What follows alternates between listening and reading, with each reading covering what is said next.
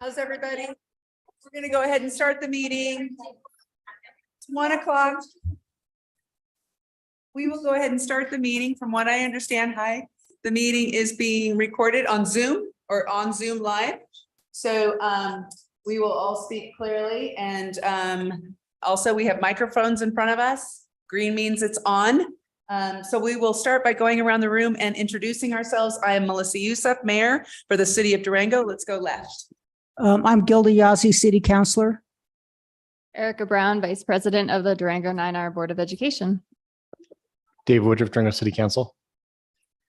Andrea Parmenter, 9R Board of Education Secretary. Olivier Bosman, City Councilor. I'm Rick Peterson, Durango 9R School District Board Treasurer. Katie Stewart, 9R Board of Education. Karen Chesser, Superintendent, Durango School District. Jim Martin. I'm an Assistant City Attorney sitting in for Mark Morgan. Erin Hyder, Assistant City Manager. Forgot what I was. Jose Madrigal, City Manager. Great, thank you. Jose, is there anyone else in the room staff that we should include? I think they can conclude when they jump up with their Okay, presentation. We have one if you don't mind. Yes, please. We have our new Chief Operations Officer, Chris Coleman. Welcome. Okay, with that, we will move on to review of the agenda.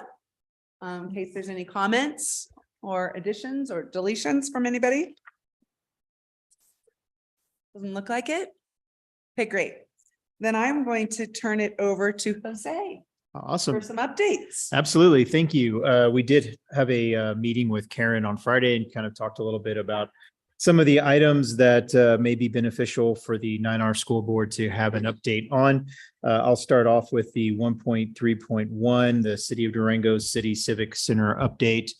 Just an update in regards to where we are with the acquisition of the 9R administration building in Big Picture High School. The council has approved the contract of the real estate sale. Was the first meeting in August, and we are now just waiting on a subdivision from the community development for the River City Hall property that would separate the road and the Animas River Trail. Once that is complete, which we're thinking will be somewhere late October, early November, within 10 days, we would do the property and title exchange. So the formal transition of those properties. In the meantime, we are working in the Big Picture High School building to see the feasibility of using that building for community development. We are in the process of getting some quotes and some project costs for using a front portion of that building in the Big Picture High School to house community development as we relocate out of River City Hall. We are in the process of looking at some design charrettes for both the 9R building and Big Picture building. Those dates haven't quite been decided yet, but we're looking at this point about 2 public meetings as we kind of go through the process. And we are in the process of setting up a focus group to help us with this. Christina Renderly, the former mayor, has graciously accepted to help us with it. And she's going around and getting a couple other people to join in on that. As we get more details, we'll be sure to let the school board know. And that is my update on that. Excellent. Any questions for Jose? More further details wanted? Lots of work to do on that project coming up, but it's exciting. Thank you. Thank you. And then the next update, 1.3.2, City of Durango Workforce Housing Update. We have Eva Henson, our Housing Innovation Manager, to provide an update on some of the workforce housing projects that are underway that the city has been able to do.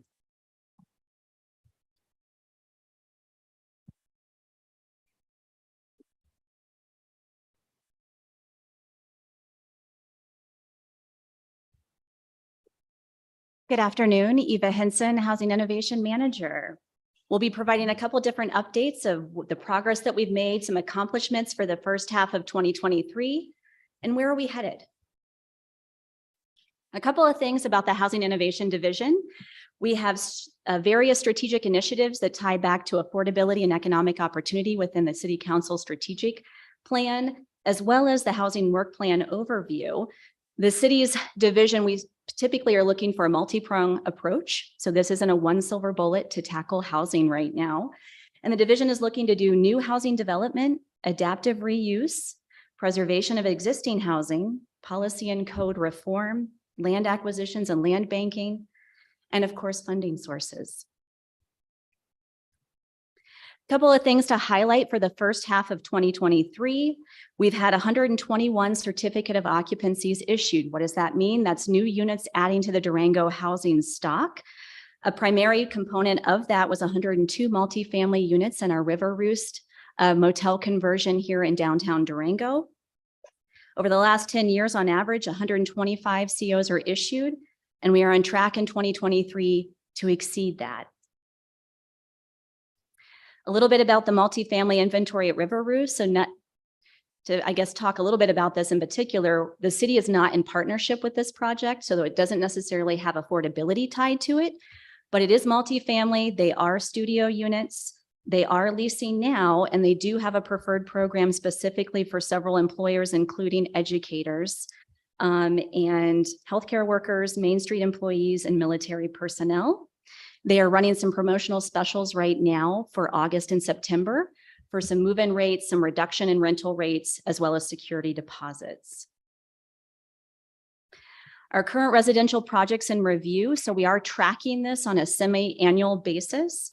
We have approximately 1,990 units either in review, approved, or under construction. So those numbers can vary slightly as those projects move through Planning Commission and City Council. Approximately a breakdown of those is 1,400 units are rentals. About 590 of those units are home ownership. And of those, 199 units make up affordability components. This is a big step for the Housing Innovation Division and all of the work happening in community development and other departments in collaboration with our nonprofit partners to get these into our pipeline and into inventory for local workforce. Some of the projects that you may or may not be familiar with are Animas City Park Overlook Townhomes. This is near North City Market. We have 10 deed restricted units in that project. Gage Apartments just came online as well this month. And we have 14 rent restricted units in that development for workforce. Residences at Durango will be 120 units. Those units are a low income housing tax credit project. Those anticipated to go under construction this year, to be completed in 2024. Those will all range between 30% AMI and 60% AMI. Those rents would be between $600 and $950 a month. To give you some perspective, Twin Buttes former Animas High School site is another key target site that we've been working in collaboration with the Twin Buttes development team. We've awarded a developer Elevation Community Land Trust model. All of these homes would be home ownership on that site. So it'd be a mixture of some single family, small little casita type structures and potentially some townhomes, 30 units, all tied to some type of affordability and all home ownership. Those potentially would be going through the process and potentially coming online in late 24 or 2025. BLD Apartments, another large scale multifamily project in the South Fork area, which is kind of over by the Subaru dealership in Three Springs, near Three Springs. They anticipate building 492 apartments in phases, of which they would voluntarily contribute 5% of that project to affordable housing purposes for local workforce. That would equivalent to an additional 25 units. La Plata County area median income. So this I wanted to illustrate for this meeting in particular, sort of the various incomes, of course, for local workforce. We are targeting typically between 70% AMI to up to 120% AMI. And then anything below 60% AMI is often considered low income. We also want to address moderate income for local workforce. Wanted to simplify this. I know this is a lot to probably look at, but just focus on that the bridge gives you an analysis of housing spectrum. We have low income, moderate income, middle income, upper income. And all of the projects that I just highlighted for those 199 units provides a spectrum. So we're not just targeting one area of our workforce, we're targeting multiple areas of our workforce strategically scattered throughout the city of Durango to address the housing needs at hand. And for a Three Springs update, I'll introduce Scott Shine, our Community Development Director. Hi, good afternoon. Scott Shine with the city's Community Development Department. As you can see, there's a lot of exciting things happening in the housing area. And that has all taken shape over just a year and a half of standing up the housing division. And so it's been really exciting, a lot of fun, a lot of hard work, a lot of time to build these initiatives. But we're really pleased with getting to a lot of results. We kind of see our work addressing three different areas. So short-term needs, right away, we need units, rent restricted. We have people who need housing right now, but we also need to solve sort of the structural underlying issues in our community about homeownership opportunities, moving through that bridge that Eva showed you from rental into entry-level homeownership and scaling up. So we're hitting it on from a lot of different angles. Underlying all of that and what's enabled a lot of these projects has been a mindset that focuses on partnerships, partnerships with the private sector, partnerships among city departments, partnerships with other public agencies. And so I think you've seen me before about the URA, and I just want to highlight the importance of that tool and that partnership towards making some of these projects possible. 9R and the board has committed some of your tax revenue to supporting those projects. So we take that very seriously, and we want to show you that we're getting results from that work. I don't know, Eva, are you going to go back into Animas City Park overlook it all? Yeah. Yes, we would be Okay. happy to possibly do a tour. I guess I didn't think about that, but Just today, are you going to circle back at all? 10, I'll I just can, summarize real but you quick. can. Those 10 units that are deed restricted, 4 of them were significantly reduced purchase price. To qualify, you had to be a local worker and have a certain income level. Very exciting to share that one of the couples that is moving in there are local educators. So that's just the good warm fuzzies that we like to make sure we're getting to. When we do these projects, it affects real people's lives, the opportunities they have, and we want to make sure you have that messaging to know that it's helping your people as well as the broader workforce. So now I'll touch on Three Springs. It's another big area where we need to stay in partnership with 9R. As you know, Three Springs committed to dedicating 40 acres of land for a future school or schools site. We're working with the developers to reassess the terms of the development. After they've completed a lot of their infrastructure, they've built a lot of their first phase. They wanted to come back and say, okay, we've looked at phase 2. It's very difficult, if not impossible, for us to make this work for that developer, the growth fund, to take on phase 2. And so council and the city manager directed us to engage with them and say, okay, what can we do to lessen the barriers to help the growth fund stay in this project and get phase 2, which is 1,100 more units of housing in that northern part of this map that you're seeing. So we're in that process right now. We're looking at the terms of that agreement. We've met with Dr. Chesser and I'm sorry, I forget your name. Rick, yeah. So we've had some meetings to talk through what that looks like, and we'll continue to stay in touch as we pin down opportunities. From those conversations, the city has funded the design of that. You see that red and black road extension. That's for those of you that have been out there to the Spurline trails. That's where the road turns to gravel right now. Three Springs needs to build that road in order to open up Village 2. And so the city said, we'll step in, we'll cover the design and engineering to get shovel-ready plans for that road. That's about a $250,000 commitment from the city to do that. That opens up the school site and makes it a lot more accessible to have a paved road with access directly to it. It also opens up a park opportunity. So there's a lot of synergy right there to work together to talk about how you want to use that land. Could some of that be used for housing to meet our collective needs as well as a school site? So those are the types of things we're talking through right now. We'll continue to keep the board updated and continue to meet with staff to work through those things. But happy to answer any questions, but this is a very big opportunity and definitely requires close partnership and a lot of trust and interaction between our organizations. Yes, so the blue right now is the current Yeah, this is, you can see on the bottom, it says conceptual development plan. And we call these kind of bubble maps. So that's not a parcel that's been created. Right now, all of that stuff north has not been subdivided. It's one big property. So it provides an approximate location, and then the development agreement says it's 40 acres. But I mean, that's not changed from the last time. Correct. Yeah. But it's, like I said, a conceptual bubble map that can be adjusted as needed. So thank you for your time. Eva, do you have something to close out? Yeah. I'll actually go back more. Whoops. Can I go back, Tom? Did I? Back. Perfect. So I did want to mention one piece to this pie chart that we're looking at right now for the bridge is the possibility of a project-based rental subsidy program.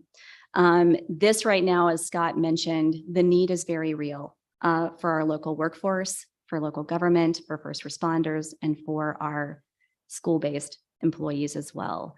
And so the city is actively negotiating with a workforce developer for units that will be deployed and built and construction completed for October. So we are working on finalizing details. We've been working frivolously with our assistant city attorney on this topic, among many other housing topics. But the goal with this program is sort of like a voucher-based program. It bridges the gap between the market rate affordability so that it's more affordable and attainable for the workforce. We would be using housing funds as well as our ARPA funding to make this happen, potentially a 2-year pilot program for 30 units. So we will be seeking some partnerships with the school district and others to get these units leased up again this fall in October. Scott had mentioned the Animas City Park overlooks, Look Townhomes project, as well as the Gage Apartments. So I think I mentioned this to Karen, but we did send out correspondence for those rent restricted units. They are first come, first serve right now. It is on their website for the Gage. You can apply for the rent restricted units. They are waiving the $225 administrative fee for the workforce, and the $200 holding fee once you get through the approval process would go towards the security deposit. If for some reason the workforce person decides not to move in, that is fully refundable. So if folks want to apply, we encourage that if they're interested in those units. And I think the only other thing I wanted to end with is funding. So Proposition 123 was on the ballot last November. It was passed. It contains many provisions that will create more affordable housing through additional funding and planning. The city has opted into Prop 123 in July. We were approved for our baseline commitment to create 184 units over the next 3 years. Rental needs to be targeted at 60% AMI or less to get funding, and ownership must be 100% AMI or less. And that's all I had. Thank you so much. Let's start with questions. Go ahead.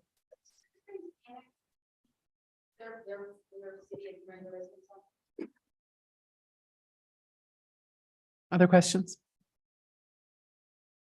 Maybe a quick question. Do you happen to know how many certificates of occupancy have been issued this year so far? Oh, yeah. Let's go back. Oh, yeah.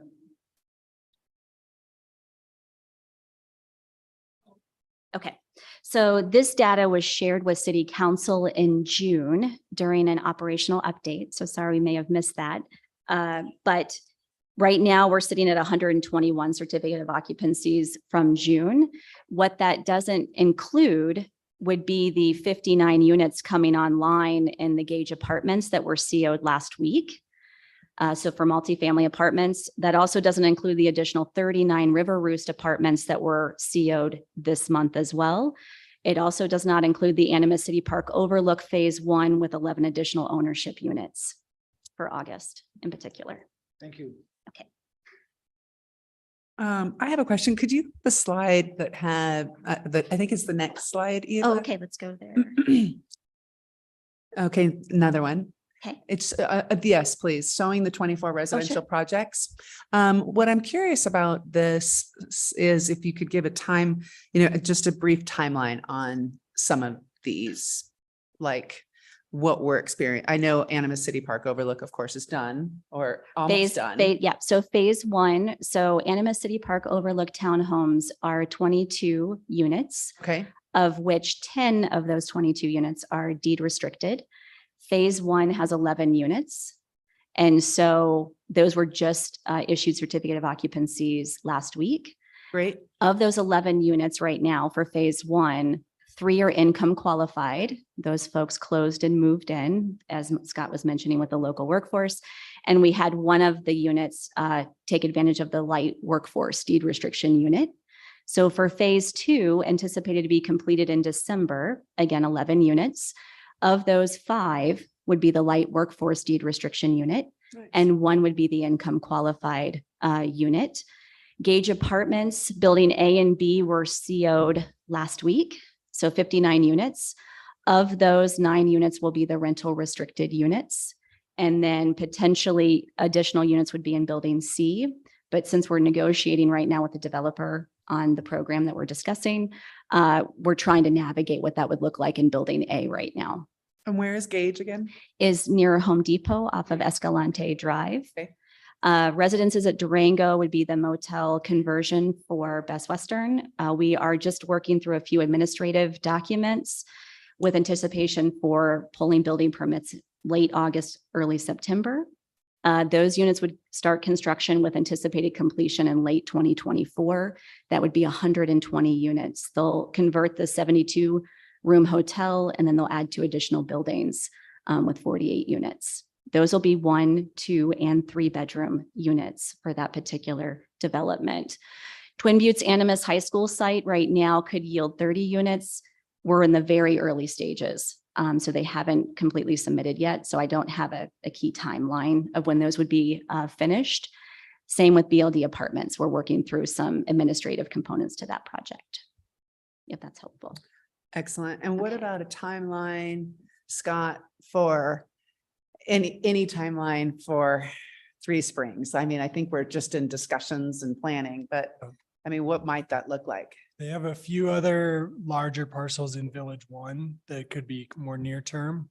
And like I said, we're paying to fund the design of the infrastructure. The construction of that infrastructure is another initiative that we're starting to look at federal programs, state programs to fund that in partnership with the tribe.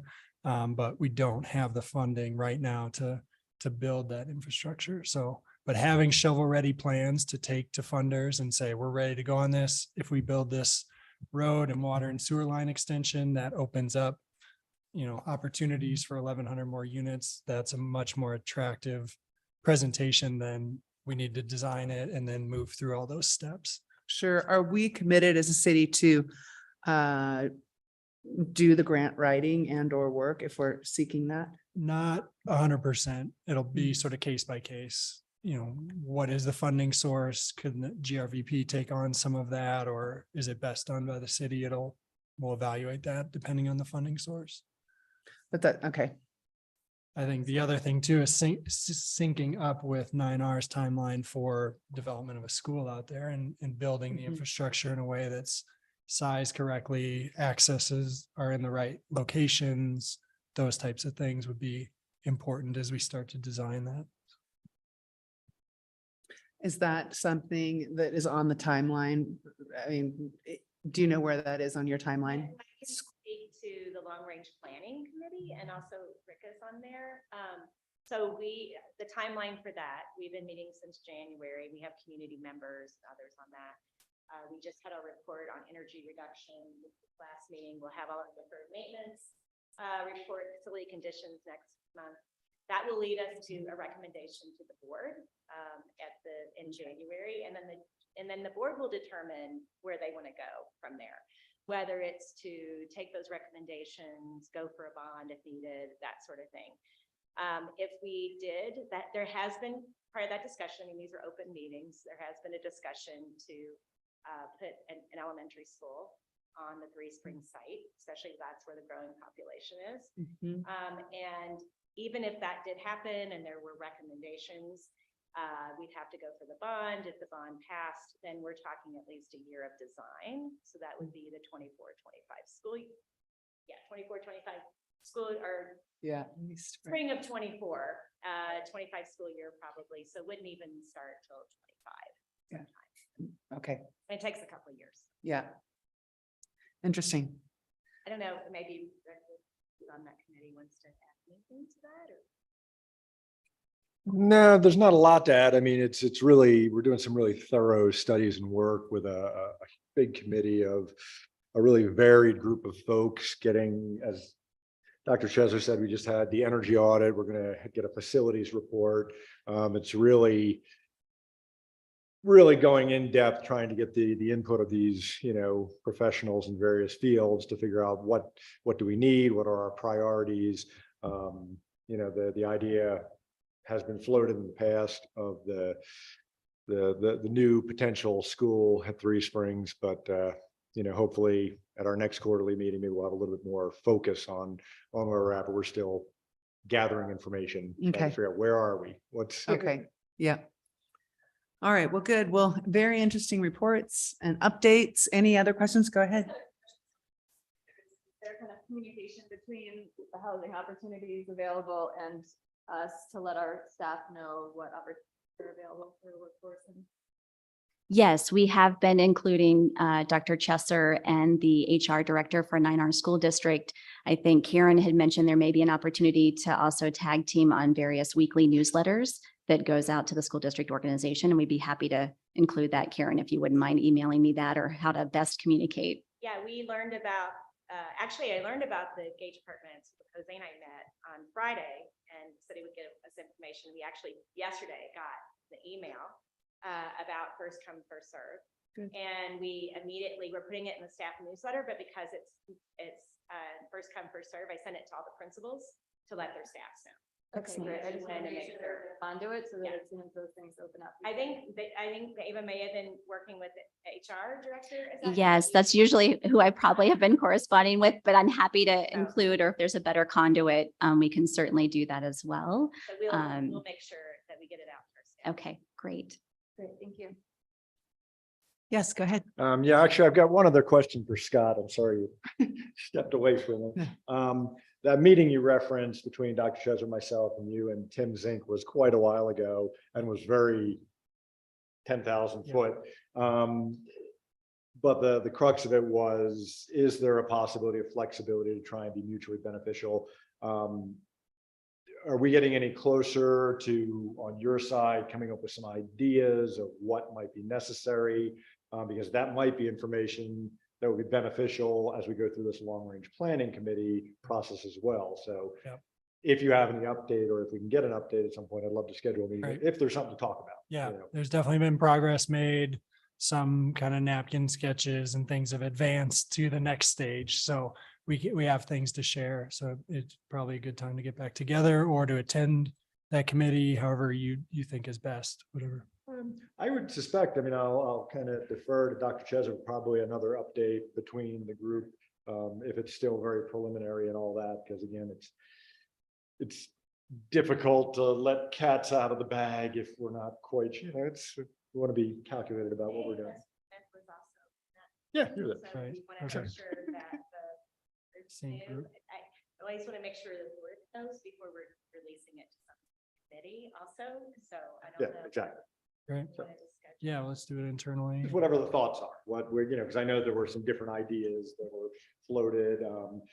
If I remember correctly, it was to try and take advantage of some federal dollars and things like that, and might need some flexibility or something. So yeah, We when did, we're ready to talk and find out what's going on. yeah, Keep the that sounds dialogue. good. We did put in for what's called congressionally directed spending in partnership with the tribe.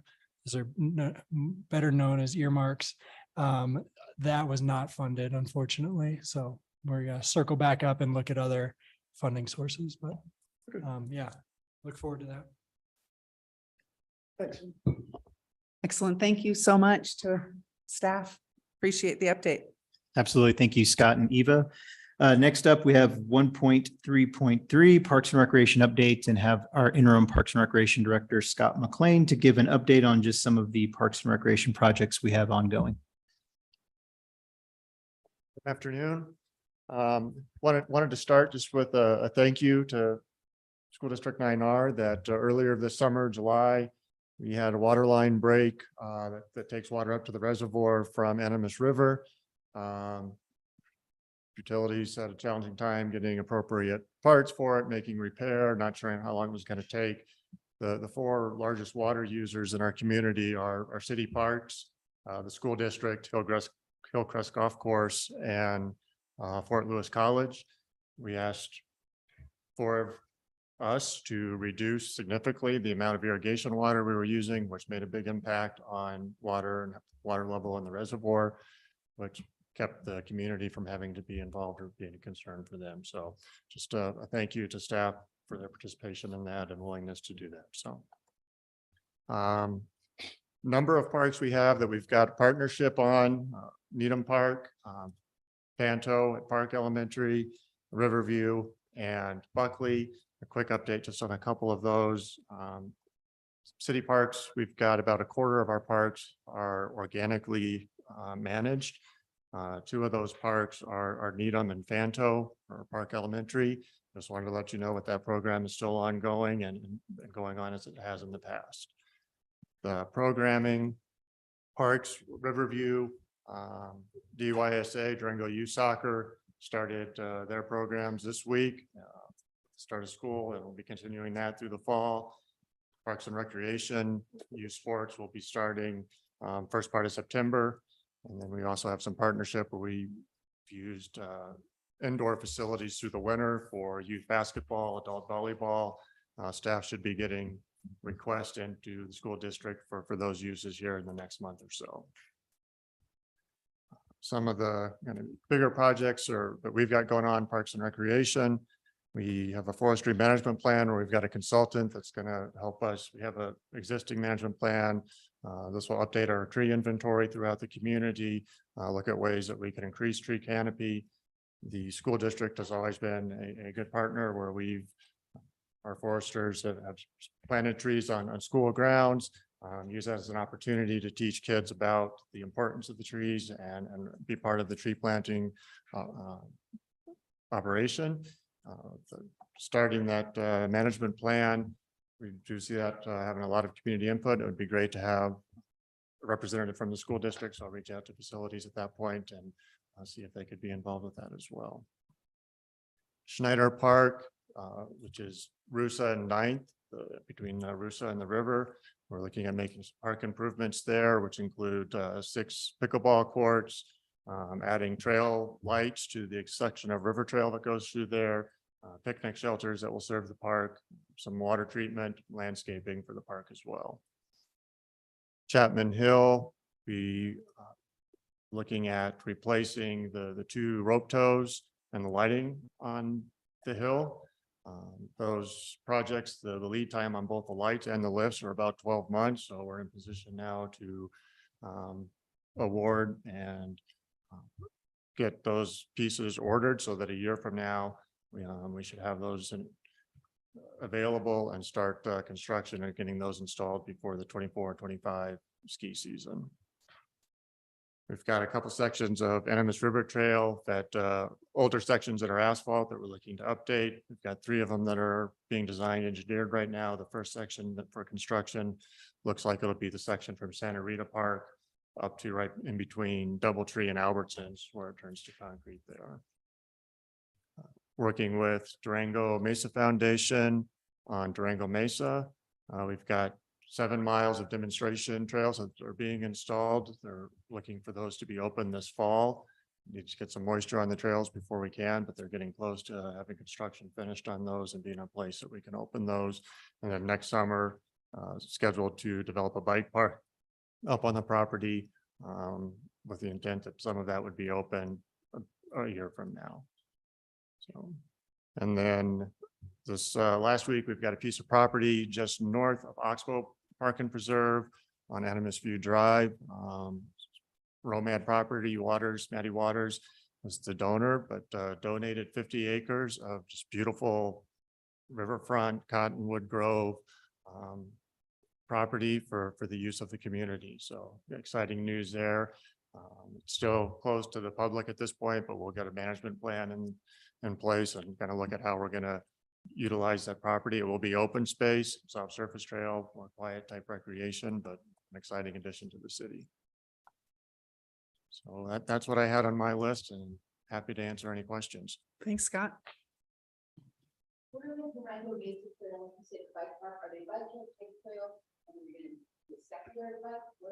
So what we've got is 7 miles of trail. About half of that 7 miles is multi-use, so hiking, biking, running trails.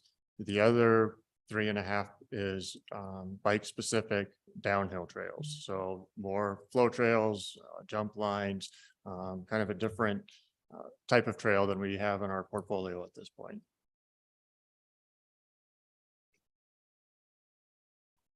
Thank you. Other questions? Great. Thanks so much for the update.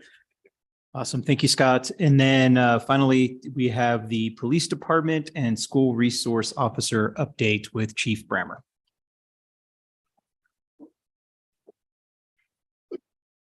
Thank you, Jose.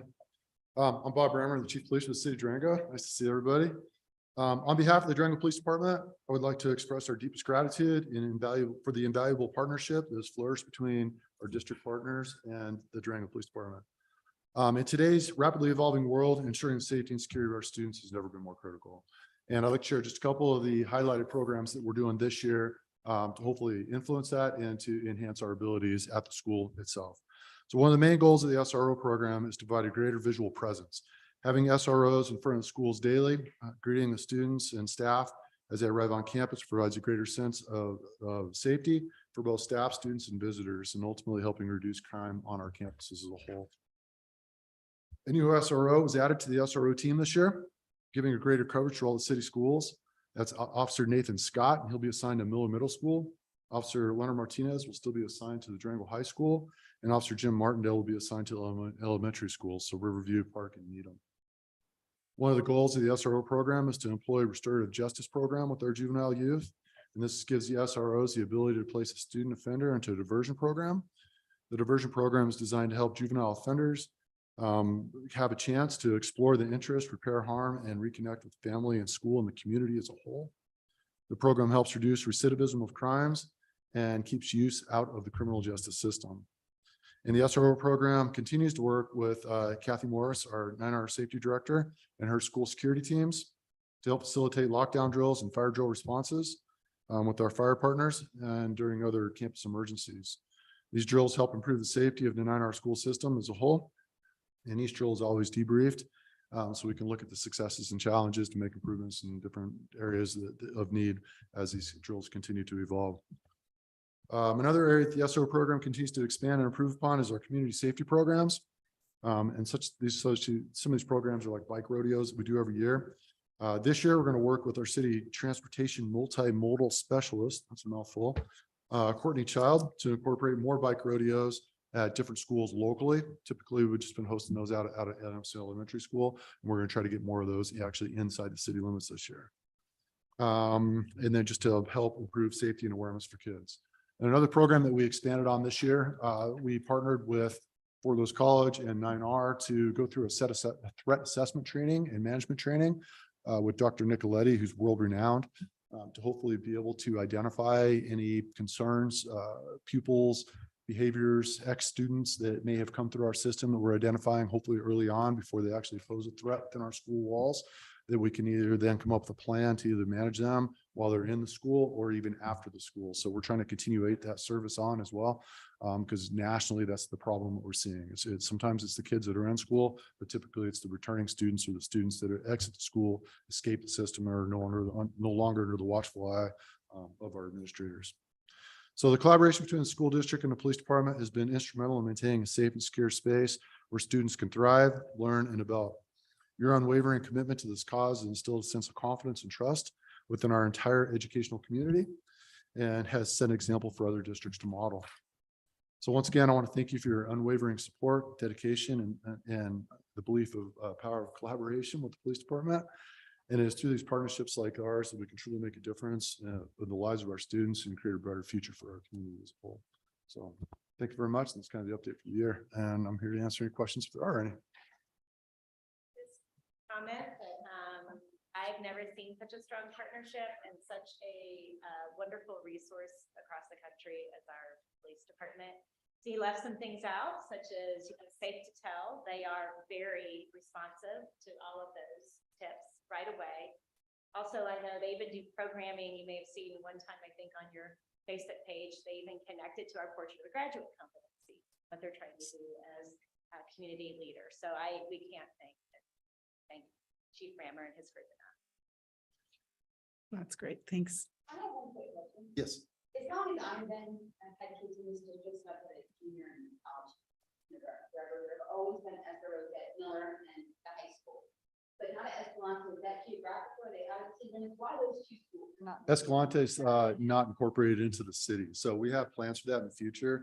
If it does incorporate, and with our new MOU that we just entered into this May, that provides a lot of flexibility. So it's not like a 3-year obligation that goes into that. We can actually be very nimble semester to semester based on the need. So the elementary schools that are. Correct. Yeah, we service the schools that are inside the city limits. But Karen, don't we have an SROs with the sheriff's department as well? Or county. With our county, yeah. It's not that there's no coverage. It's just different. Thank you. Thank you so much. Absolutely. Thank you. Thank you for your support. Thank you. All right. I think then we can move on to 1.3.5, 9R update. All right, thank you. So I'm sure most of you know our kids were headed back to school this week. I believe it was yesterday. Was it yesterday, the first day of school? It's been a long week. A lot of smiling faces. We had a story about Animas Valley Elementary on the front page of the paper today. This is a good time to remind us of our mission in 9R, which is, producing lifelong learners, innovative education, and just really the health and safety of all of the students within our walls. We introduced new curriculum last year, so we're headed into our second year of math and ELA curriculum, and I'll let Dr. Chester talk about some, successful data points, which we've seen, which is great. Sure, I'm happy to give an update. Our we have two different types of data. We have our own data we are continuously assessing, and that assesses all grade levels. And then we have our state data that only assesses that 3rd through 8th grade, and then our PSAT and SAT. And the board will be getting those results, and anyone can come to see that at the next board meeting. But we continue to increase our scores and our proficiency in reading and in math and in science. And we are by far the highest performing school district in Southwest Colorado and are up in the top 20%. And we are committed to making sure we meet all the gaps of all of our students. We have very strong intervention systems. We are focused on equity. We will try anything. We had a strong summer bridge program. We actually just trained 50 community volunteers this last weekend to be reading tutors in our schools. So consistently trying to find ways to support our students. We have some schools through that data are above the 80% proficiency mark, which is a marked improvement from even before COVID. But we continue to see that there are gaps from COVID. So when students didn't go to school every day, or when they had sort of a more incomplete schedule, we have noticed continually there are gaps. And so we are constantly working on that. Should we talk about anything else? Or you got other things? If you're going to dive into Portrait of a Graduate, and we shared that with you at one of our last meetings regarding those competencies, like resilient risk taker, empathetic collaborator. There's quite a few, and we are hoping to ask for your help. And if you see our students exhibiting any of these competencies, let us know, because we really like to celebrate the amazing work that Dr. Chester has established with the help of hundreds of community stakeholders to bring Portrait of a Graduate to fruition. So do we have updates on Portrait of a Graduate, or? Sure, I can tell you what we're working on, and we continue to, I think we provided you with a copy of our strategic plan, and we have metrics 3 to 4 times a year. We're monitoring that, and that is our roadmap.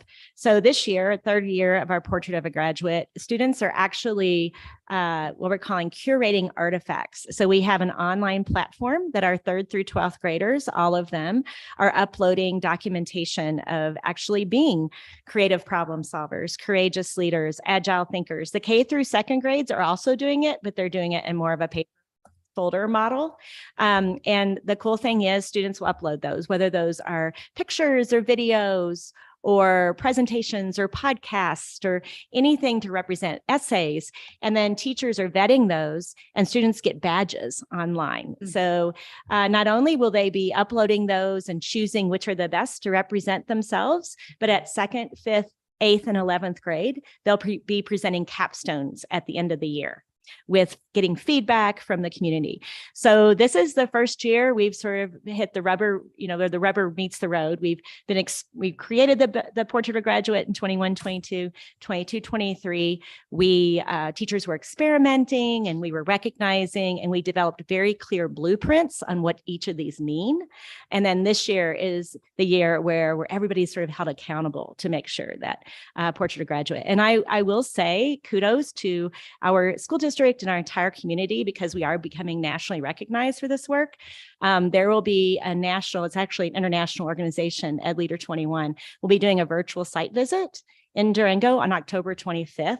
They only do 2 a year and across the world, really. And so they'll be doing that. We've just been asked to speak at an Equity and Excellence conference. And so the board's focus on DEIB work, and I'm sure you'll talk about that. So anyway, I just wanted to say this is something truly a community, as a community collective, that we're doing some really good work for kids. So, and Chris, I don't know if you want to come up and talk about Miller and the impact building at the high school, but as you know, the Miller is well underway. A lot of construction going on there, and impact we hope to have done in relatively short order, but the use of impact will be for our continuing technical education, but also as a way to incorporate the community into our educational goals. So, Chris. Yeah, thanks, Katie. Just a high level. I mean, the bond work there, I think is going smoothly. We obviously opened this week. We had some pending work, still have some pending work at DHS, but all in all, traffic flow is extremely smooth. Very happy to see that yesterday. Miller, we've got work going on through summer of 24 effectively. So there's plenty to do out there. And we'll continue to focus on that. A few other projects under existing bond work that are wrapping up and coming to completion as well. But yeah, happy to answer any specific questions, I guess. So, Any questions from council? I'll ask a couple of questions. First, it's on the Miller. With all that construction going on, where are these kids having their lunch breaks and recess? It's all the green space is gone, I think, yeah, or used for storage of construction equipment. And it's going to be a year, I just heard. Yes. I don't have all those details, so Dr. Chester may be able to speak to that. There are some of the green space areas that I know will be offline for quite some time, but I haven't gotten wrapped into all of that. Yeah, so obviously you probably knew there was construction last year too. So they have had to redo schedules. So they do still have recess. And I have to say kudos to our middle schools for even having recess. That's an anomaly. That doesn't typically happen nationally. And so they are using parking lots. But one of the things, the parking lot, that's not the best place. And there are some other kind of sort of areas. But one of the things that it has forced Miller to do is to have more teacher-led and student-led types of activities. So you'll notice now students are playing chess inside during recess. You'll notice that in the gym, there are study groups and a lot of other types of activities that didn't really happen before. Before it was just, all going to go on the track, figure it out. And I do think, that's one of the good things that's come out of that, is because now there is more. And as a mom of a student who is really shy, I think that's really helpful because sometimes you do have students that might not have that connection. And if they feel like they have to spend every day for 30 minutes just kind of figuring out what to do, that's hard. So anyway, so there are some positives to that. And just so you know, I'm extremely happy. My kids all went through public schools, and the first one I was in college, the other two are still. And I'm extremely satisfied about everything so far, and also all the programs you have and changes. I do have one little concern, not a little, actually, I'm very concerned about something. And that is also Miller, all the kids that cycled or walked to school, they tend to go from the east side or the south side, and then they come onto the property. They used to come on the property up the hill or up the stairs. Yep. And I understand they're blocked now. So now they, instead of going through the quiet residential streets, they have to go up on West 25th and Junction Street. And it's almost like an accident is bound to happen if these kids have to cross multiple times. And so my question first is, do you share the concern? And if so, what are your thoughts and plans about it? And also what can we do as a city? Because, and I'm not talking about painting a line on the road for bikes or traffic calming, because those are the relatively easy options, but any thoughts there?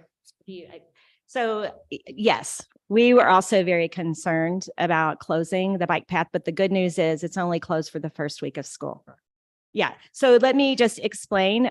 Here's what happened. There is a utility tie-in that requires pretty significant deep trenching around the trail at 28th.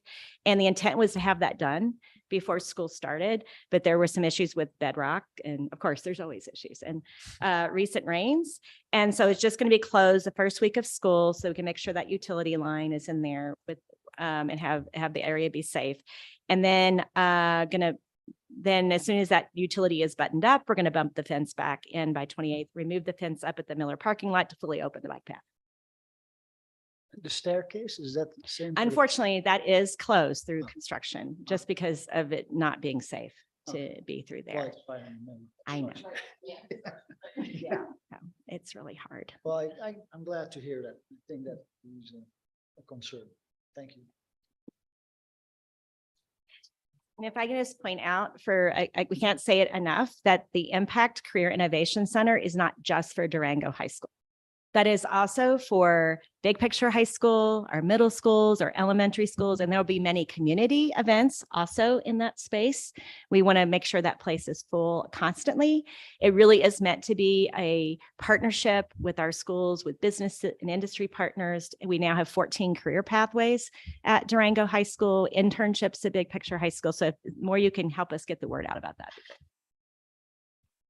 Thank you, Dr. Chesser. So continuing with our building updates, as you know, we've had a lot of moving around, which you are doing that as well.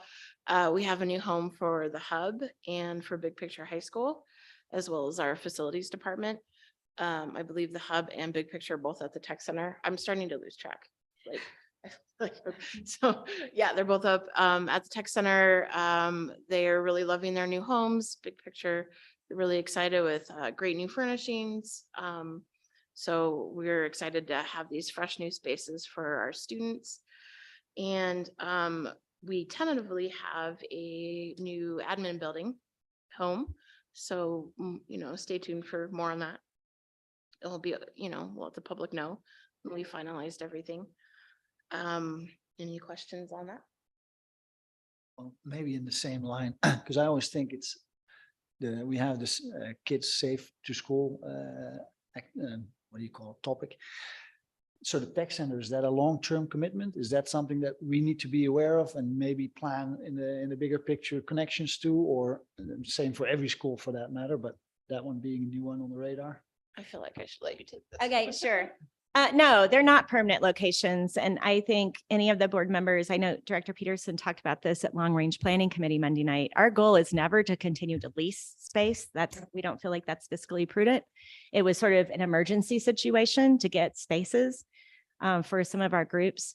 So we have a 3-year lease for Big Picture High School, which is at 150 Tech Center, and also for the Hub, which is at the top floor, Health and Human Services on Burnett, and also for facilities. 3-year, we also have conditions in the lease that if we could find a sublessee, if we did find a building, and that is part of our discussions with long-range planning, because we're trying to plan for 50 years, not just for a few years, and trying to find some permanent homes for these spaces. That's very important. And, we did need to consider for Big Picture High School and the Hub, they do use many community resources. So we needed transportation, but it did have to be on the transit.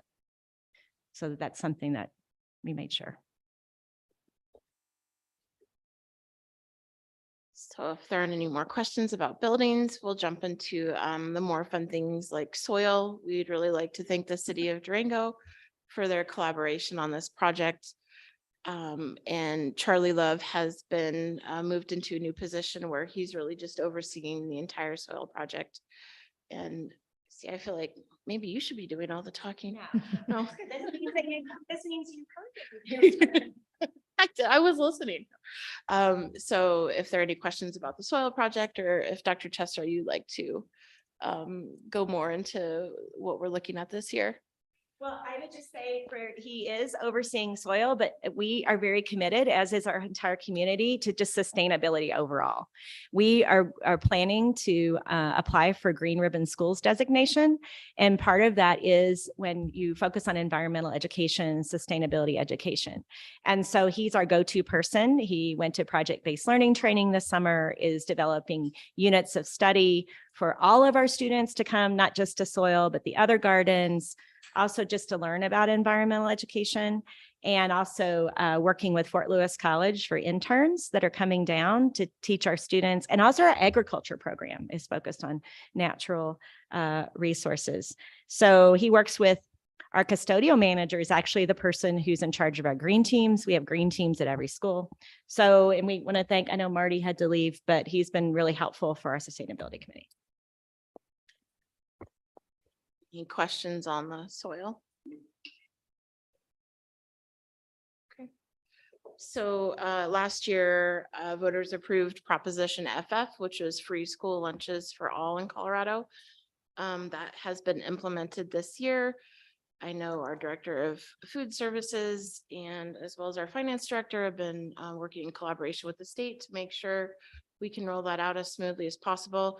We have had a large educational push, so families know how important it is that they fill out the economic data survey. It's important for us to get, critical funding through that. So even though school lunches are free for all, we do encourage families to do that. It's an important resource for us. Any questions on Proposition FF? Yes. What about the weekend? The weekend, we do not have. We do work with community resources, or we have a backpack program. So, and it's actually at all of our schools. So not just our higher poverty schools. So students can come into the office and get one of these backpacks that they can take home food that can just be ready to eat or in the microwave. And that's been really because of it's not really through our program, our school district, but we do have that for community resources. Can I add one quick thing? Director Stewart mentioned the economic data survey. Most folks know that as the free and reduced lunch application. And that is a big push for us this year, is because the seems like the common thought is, well, lunches are free. Why do I need to do this? And part of our educational component for our whole community is that there are other advantages to the school district economically, federal programs. There's also reduced fees for activities. So we're really trying very, very hard to make sure that all the families, within the 9R district boundaries know that we still need that. Even though lunch is free this year for everybody, we still need that information because there's a benefit both to the families and to the school district. I believe they're giving them breakfast too. Yeah, and breakfast has been free for quite some time, available to all students. I know my kids love second breakfast. They're like little hobbits. So, so in this again is going to go back to Dr. Chester, because she has been knee deep in universal preschool and that rollout, which was signed into law, I believe last year. So universal preschool is free for all 4-year-olds. I believe there have been a few hiccups. But happy to let Dr. Chesser update everybody on that. Sure. So we are so excited to expand our preschool programming, and we have done that at our schools. And we've also expanded something that I think has been helpful to families. We now have preschool on Mondays as well, which wasn't the case before. That did mean we had to add additional staff. The issue with universal preschool is there wasn't enough funding to actually fund it. And so unfortunately, we have had to increase tuition a bit. We will know, our finance director is creating a fiscal impact study that we'll give to the board this Friday to see how will this impact us. I mean, it's the same thing as FF. There's not enough funding at the state level to actually fund that. So that does come out of our general fund, but we are ecstatic. We've increased, I think, about 36 more students in preschool we're anticipating than we've had in the past. And we do have space for them, and we continue to hire staff. So we appreciate that. And Dr. Chesser was just mentioning that, talking about our enrollment numbers and a little bit of a forecast too. Yeah, so we are, we may have mentioned at one point, happy to share the demographic study. As Director Peterson said, in our long range planning process, we are using Shannon Bingham from Western Demographics. He does most of the forecasting and throughout the state, and has shown us that you probably know this, we have declining birth rates throughout the district and in Durango. And of course, that's impacted by housing. So we want to address that. But that has resulted in probably not the decline in enrollment that was projected back in 2018, the same level, but we are about 40 students, as of yesterday, about 40 students lower than last year. Our outlying school, we've changed some of our open enrollment policies to really help protect all of our schools. And so, and added after school care and so forth. And our outlying schools such as Sunnyside and Fort Lewis Mesa are being stable, maybe even a few extras. And also Florida Mesa continues to get more students from Bayfield and Ignacio. In Animas Valley with shared school, we've got some of those students coming into the school.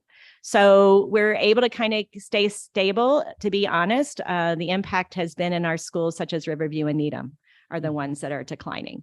And so thinking about transient housing in those areas, maybe and the birth rates declining. So kindergarten's really down in those areas. Yeah. And so that's kind of just where we are, just so you're aware of what the enrollment looks like. Interesting. Just a short question. 40 less, what is the total number? Oh, thanks. Oh, I'm going to say the wrong exact number, but right around 4,510 is how many we have, 4,500. Okay. And we are actually the second largest rural district in the state. We also have an additional 1,000 students that we do have to talk about. They are through Colorado Connections Academy, which is an online school. And I think this year we only have 3 students who live in all of Southwest Colorado that are in that program. So we always tell people, I talked to the volunteers this weekend, sometimes when you look at our scores and your graduation rates, you really have to take that with a grain of salt, because that does include those 1,000 online students. And that school doesn't really have, they only have a 30% graduation rate. And so I know that's been something we are continue to look into, because that does impact our scores and impacts the community perception. So that gives us about 5,500 students when you add them. And then the name escapes me, the high school, the charter high school next to the college, but Animas. No. Animas High School. Do you know if they took away students, because it's a brand new building? If I would live there, I would say, man. Yeah, it's a great question. We are not privy to that information until the October 1st count becomes public. So we don't really know. We do know that Big Picture High School was able to take more students on their wait list, and some of their wait list students do come from Animas High School. Unfortunately, the size of the building does cap them, so they couldn't take all students. So I do think the more we can, if Big Picture grows, probably that will impact Animas High School, but we can give you that update as soon as we find it out. No, I appreciate it. Same for Mountain, I think. Yeah. In the end, maybe the growth of students, number of students is stable, Mhm. increasing because Mhm. some of them have. Yeah, migrated. they added last year an additional fourth and fifth grade because they were able to add that wing due to the bond money. Also Juniper, they do have 17 more school students this year than they did last year, but they're adding another grade level. So they added sixth grade last year. This year they added seventh grade. So we do realize that it does feed into that enrollment decline. Thank you. Thank you. So just a few more things. We do have a school board election coming up in November. The deadline to petition onto the ballot is September 1st at 4 p.m.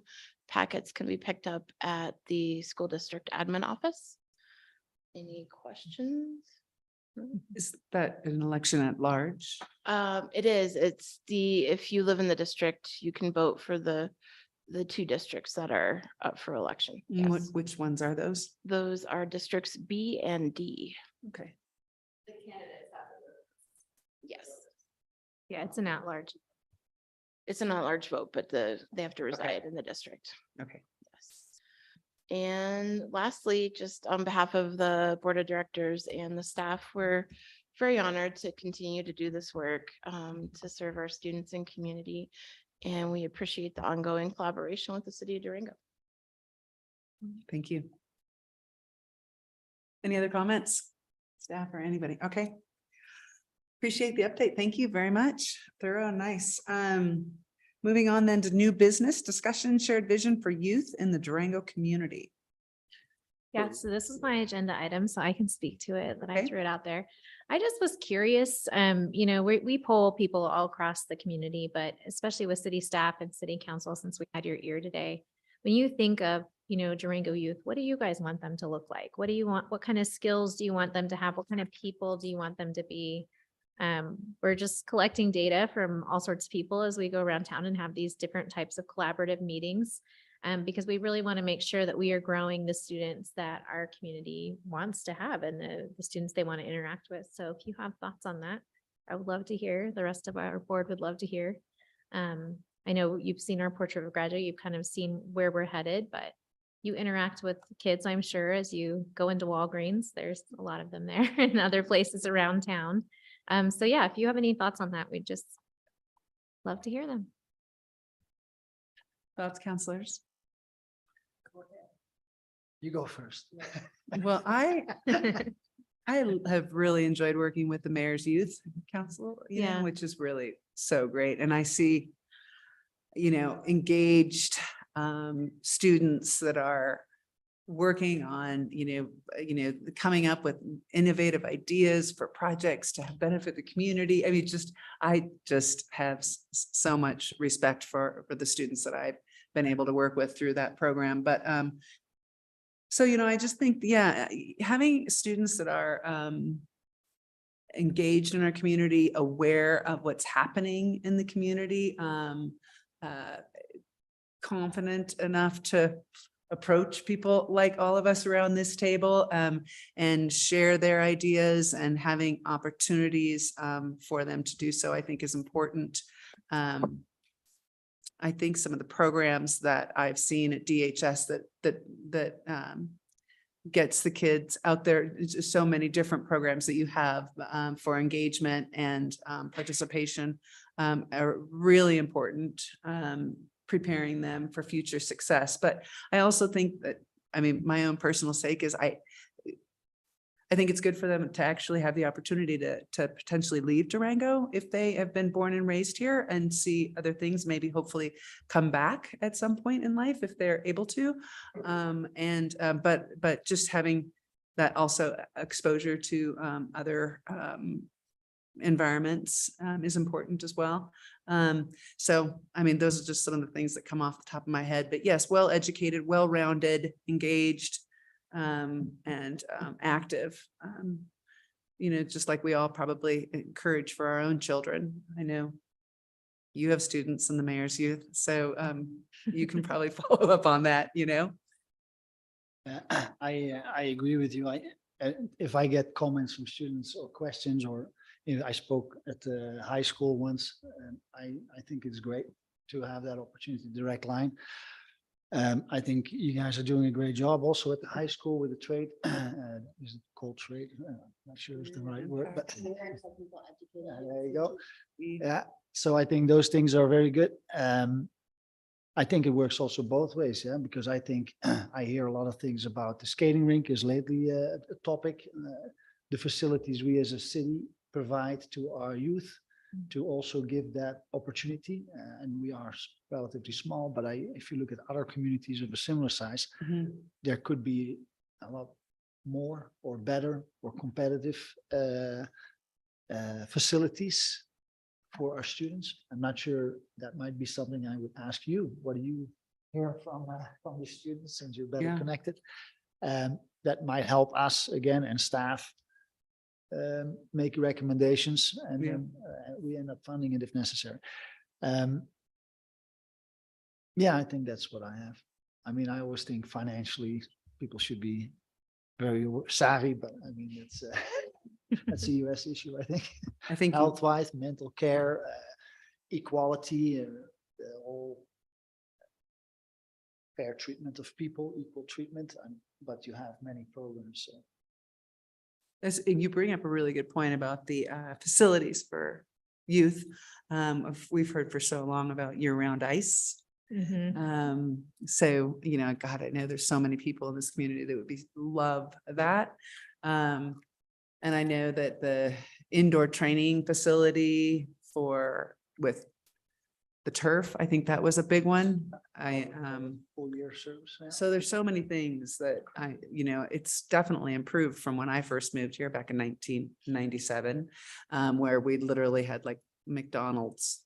I mean, we didn't even have the rec center. We just didn't have any of that. So we've improved, but could we do better? And then it's always the prioritization of everything else with limited funds. But yeah, opportunities for youth is important, so important.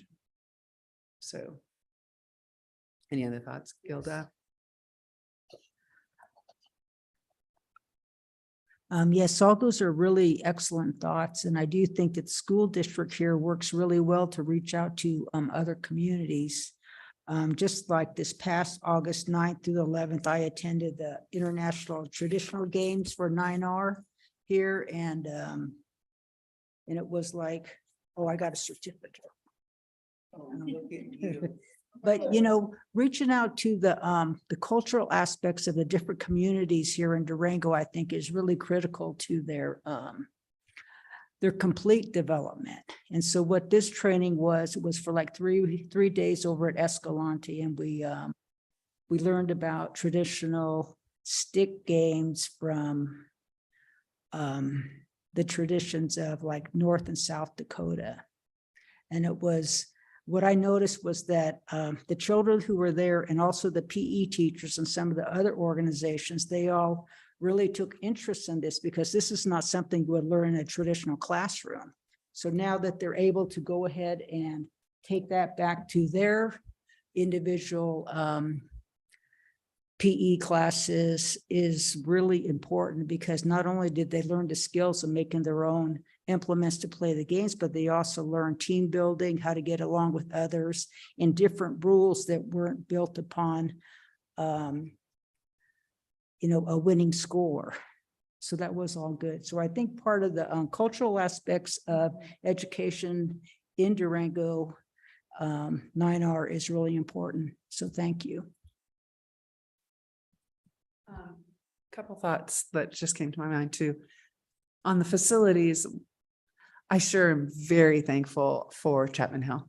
I mean, every time I drive up and down that, it's the youth that you just see starting at 3:30 all into the night. So I'm really excited that we're going to upgrade those facilities, because that's huge for this area. And on that note, what I hope, and I'm sure that we probably have this, I'm just not aware. I want to make sure, and I'm that hopefully we have scholarship programs and or opportunities where really any child that wants to participate, we can get to participate in these, be it at the rec center, be it at Chapman Hill, be it, even rental equipment and stuff. Do we have things like that for students? Because Yes. I believe we do. Yes, we do. okay, good. We do. Parks and Rec. And so really, is it one of those things where if a student wants to participate, we can figure out a way? Yes. Yes. Good. That's so great. That, and then, Gilda, you brought such a good point up about, the cultural, education around it. And I do recall when my daughter went through school, they had some really great training days at the, with school where they would take them out of school and they would work together in groups.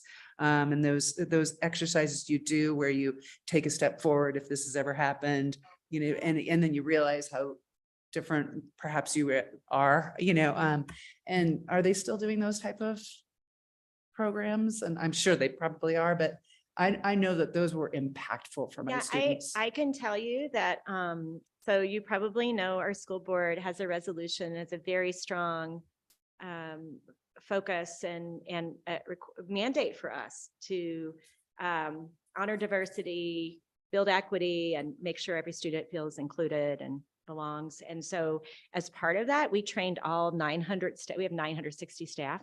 We trained all staff last year, 3 different days in everything from strategies and activities to do just exactly what you said, for teachers to build their own cultural understanding. And we brought in groups. One of the most popular, as Counselor Yazzie said, was we had a panel of sort of Native American consultants and experts who actually talked to all of our staff about sort of cultural aspects and things we should be incorporating. And it was very well received. And I think things like the games came out of that because teachers then were like, I want to know more. Please give me more. And we have a Title VI manager, Orlando Griego, who's been fantastic in bringing more. We now have, so just so you're aware, we have over 360 students who identify with the tribe, and we have over 30 tribes represented, primarily Navajo. And we even have students who come from Shiprock and stay here because they want to be in our district. So we have the largest percentage and the largest number of Native American students in the state. And we so love that and want to do everything we can to continue to reach out to our families. It's wonderful. Thank you. In DNA at the high school, right? Oh, yeah. This year. We have a Navajo language program, first one in the state. So we have a teacher, Alfreda Begay, who is the first person in the state to be accredited or licensed. In fact, they couldn't quite figure out how to do it. They did. So she teaches, I think it's 2 sections right now of Navajo. as a Amazing. language. And I was remiss in talking about our DEIB work, which is really important and ongoing. It's not a one and done. It's years and years of making sure that equity happens in our district and all of our students feel welcome and like they belong. So thank you to Dr. Chesser for all the program that she's done in areas. I also want to highlight, we're improving our academic results. It's incredible post-COVID, what's happening across the country. But one of the things that the board is most proud of that we're leading is actually really closing those opportunity gaps between all of our subgroups, grades, free and reduced lunch, special ed, all of the things. There are free staff, there are all districts. But this last year, we saw some real progress in closing those gaps and having some of those groups that have struggled where we actually achieving higher rates of achievement than the average student. That's really exciting. And we are also expanding on our DEIB resolution, which was voted out 2 years ago, and Erica's on the Inclusive Excellence Committee, and we're now writing that into policy. And so we will actually be accountable for keeping this work going district-wide, and we will have it as an operational expectation of our superintendent across the district. Great. Yeah, just as a parent, I'd say, but I'm very excited that my kids are in Durango High School and Miller Middle School and Riverview. Yeah, running the gambit a bit on that one. Like, For sure. But yeah, my wife is the team manager for the soccer team. So I get to deal with a lot of the kiddos in that some mindset, and they're all very, very well spoken, very well, just thought in their way of going through. So very impressed with what y'all are doing. And then even from last year, the student council invited me over for the dinner and had an interesting time. It was a 2-hour dinner and I'm like, okay, what are we going to speak about? And we spoke about a lot. So that was really, really cool. So being from somebody who has a wife who volunteers into it and then 3 kids in the system, I think y'all are doing a tremendous job. But I will do like one plug. If there is one thing, it's just government. I know I talked a little bit about it with you, Karen, when you came in, but sometimes just understanding what a city does, what a county does, what a federal and a state government does, and doing that part can be very beneficial, especially because they have such a passion to change and make positive change. And sometimes that can be, as they get older, they come to the city and we get a lot of it and we're like, we actually don't do that. And hopefully not getting the discouraging part of that, but being able to tap them into those resources and the different entities in which they're responsible for. But again, hats off to you all. My mom was a teacher for 30 years. So understanding a little bit about education and its importance. And thank you for the work that you all do. So we don't need to wait to that junior year civics and government class. Start earlier. Well, thank you for indulging my agenda item. I appreciate your comments, and it's our goal and our hope that when you meet a Durango 9R student, you meet a wonderful, well-spoken student who looks you in the eyes, shakes your hand, and is respectful. We know they're not perfect 100% of the time. So if you find things along the way that you think that we could improve or work on, or skills that need to be built upon for our students, please do reach out and let us know. And we thank you for having that chat with us. Great. Okay, so we'll move on now into if we have any questions and comments. And staff, go ahead. This is totally putting you on the spot. Out of my own selfish curiosity, are we ever gonna have an outdoor pool again? I was here, I know, and it was, Everyone goes, oh. I know, because we paved over the one in the parking lot at DHS. And my kids are like, why don't we have an outdoor pool? And I'm like, I know. No, it's getting hotter. That would be such a I- great. I'm- thing to have. I'm looking at staff. Yeah. That is a big outdoor pool. It is. It hasn't been on it hasn't really made it up there lately. I don't know why. Oh, God, huge. It would be safer than sending them to the river when it was so high during all of that heat, you couldn't go get in it. Or transportation, paying to Night Horse, kids could ride their bikes to the pool like they used to be able to do. Oh, yeah, we just walked up Senior center, up the I know. street. Yeah. it was I right don't there. know. I honestly don't know why it hasn't come back to Yeah. to a priority project. Maybe that there's so many other more Right. important priority projects, but honestly, we haven't even on my time on council, I don't think I've seen one email that said, please, can we have a pool? Should we email you? Well, that's what, I guess that's my point. That's my point. The way these things get done is by the community coming forward saying, Right. we really, really need this. We want this. That would be an amazing thing for our youth as well, by the way. Well, then I have another follow-up question, which is my son wrote a letter to the city of Durango a few weeks ago asking what happened to his slide at Viles Park, To the way? the slide at Viles Park. Oh, So we're awaiting a response. We're I don't think I saw that. Where did that letter go? I sent it to this building. It's in the 7-year-old's handwriting. It was paper. That's so cute. Oh, you got it. Okay. You better handwrite that We'll back. follow I think. that up. Yeah. Very intent. He's like, what happened to it? I'm gonna write a letter. So we are engaging them, Jose, civically. That's amazing. Maybe a handwritten letter on City of Durango letterhead with a stamp or something. So they. That's great. Good. Excellent. Anything else? One more kind of comment or plug for a great partner to the district is the Durango Education Foundation. This evening is having an activities fair, which is kind of a one-stop shop for everything for families and youth. So, you've got kids, you should be there.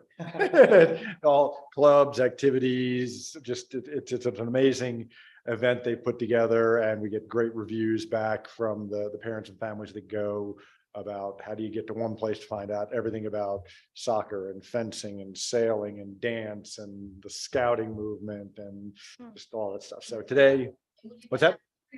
There's free hot dogs. Yes, there's free food. Today, Today. 4 to 7 at the fairgrounds. Thank you. Yeah. Anything else? Just a quick follow-up question on something you said earlier. So how many emails have you received about pickleball? Oh, my God. A lot. So it speaks to how to make a change, right? Well, it does. And I mean, just also with this recent one, I mean, I can't even, what do we think? I've just been, there was about a 2-week period where all I was doing was responding to pickleball emails. Yeah. So yeah, you get, and just over time, it's not just all bombard all at once, but it's just really that community. If there really truly is a community desire, then it comes forward. Right. Bike parks, obviously, late night horse, things like that, pickleball. But it is unfortunate that we don't have that. So it would be neat to see. I had a feeling you'd And I need received a to- few of those. I need to thank you, Melissa, for responding. Typically, the mayor responds to To all the emails, emails. so Yeah, we just see the emails. yeah. That's really a fun task of the mayor. If I can put a word in for one other thing, this came from my student advisory councils. And then also with many of the different groups in town, such as the Hive and the Powerhouse and others, we would love to advocate for some sort of teen center.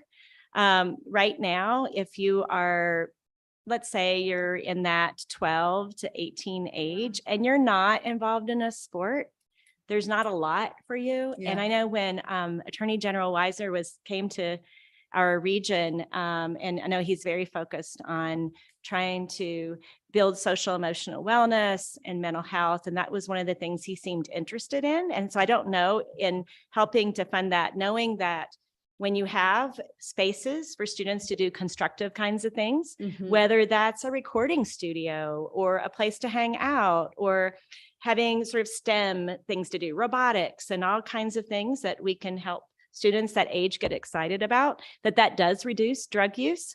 And as we continue to see, Absolutely. massive uses and students just not feeling like they have a place to go or a place to hang out or belong, it would be an amazing focus for us together as a partnership. So I'm It's just a gonna really say good that. idea. Thank you. All right, any other comments?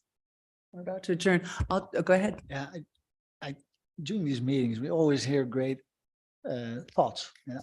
So I think it's beneficial if you follow up, whether it's what you just said or whether it's an outdoor swimming pool, but so that we have something that we will have to discuss and then follow up on, instead of saying great things and next time we say the same thing.